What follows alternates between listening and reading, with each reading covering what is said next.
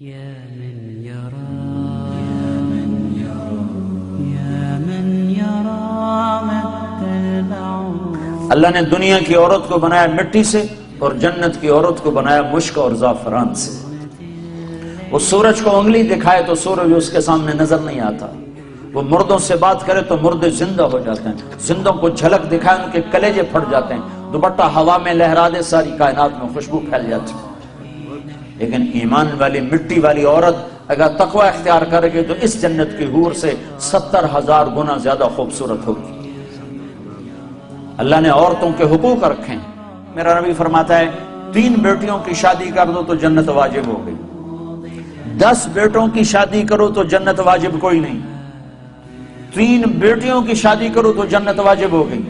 تو ایک صحابی نے پوچھا یا رسول اللہ 3 نہ ہو 2 ہوں؟ تو کہا 2 کی شادی کرو تو جنت. ایک نے کہا یا رسول اللہ اگر 2 نہ ہو ایک ہی بیٹی ہو اور آگے کوئی سلسلہ بھی نہ ہو تو آپ نے کہا 1 بیٹی کی شادی کر دو تو جنت واجب. یہی بہن بن جاتی ہے. بیٹی سے بہن بنتی ہے, بھائی آتا ہے.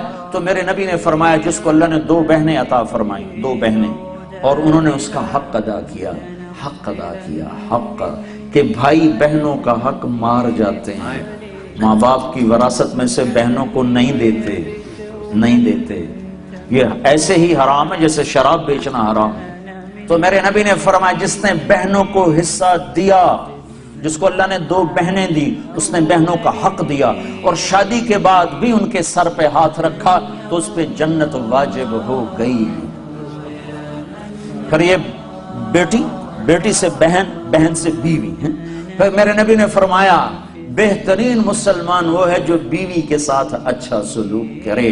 اور میرے نبی نے فرمایا جو یہ چاہے اس لوگ کا مسلمان کہ وہ جنت میں میرے گھر کے قریب گھر بنا لے تو وہ 2 کام کرے, ایک اپنے اخلاق اچھے کرے, ایک اپنی بیوی سے اچھا سلوک کرے, تو اس کا گھر میرے گھر کے قریب ہو جائے گا.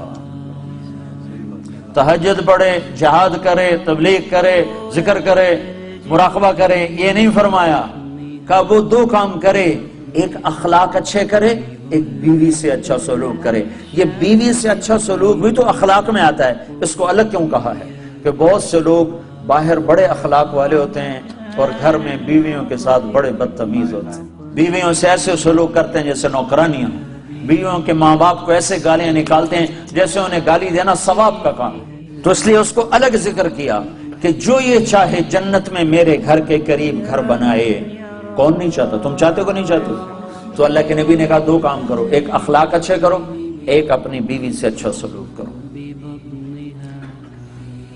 پھر بیویوں کو بھی سمجھایا, برابری, توازن قائم کیا ہے کہ اگر میری شریعت میں سجدہ ہوتا تو میں بیوی سے کہتا خامند کو سجدہ کرے. ایک عورت نے پوچھا یا رسول اللہ میری شادی ہو رہی ہے, میرے خامند کا میرے اوپر کیا حق ہوگا؟ تو آپ نے فرمایا تیرے خامند کے جسم پہ پھوڑے پڑ جائیں, پھوڑے نکل آئیں اور پھوڑوں میں پیپ پڑ جائے اور تو زبان سے چاٹ چاٹ کے اس کے زخم صاف کرے تو بھی تو نے خامند کا حق ادا نہیں کیا. لو ان المرأة صلت 5 صامت شهرها حسنت فرجها اطاعت بالها دخلت من ای ابواب الجنت شاءت. میرے نبی نے فرمایا جس عورت نے 5 نمازیں پڑھی, رمضان کے روزے رکھے, خامند کی اطاعت کی اور بدکاری نہ کی, عزت میں خیانت نہ کی, تو جب وہ آئے گی تو جنت کے 8 دروازے کھل جائیں گے. اللہ فرمائے گا جدھر سے چاہ چلی جا, جنت تیرے لیے ساری حلال ہے.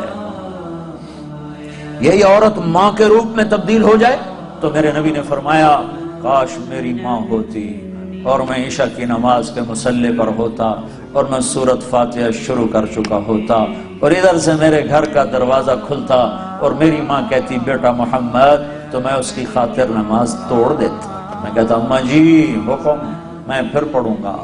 صرف نماز روزے کا نام اسلام نہیں ہے, اور بھی دکھ ہیں زمانے میں محبت کے سوا, راحتیں اور بھی ہیں وصل کی راحت کے سوا. اخلاق کا بہت بڑا باب ہے جس کو امت نے بھلا کے رکھ دیا.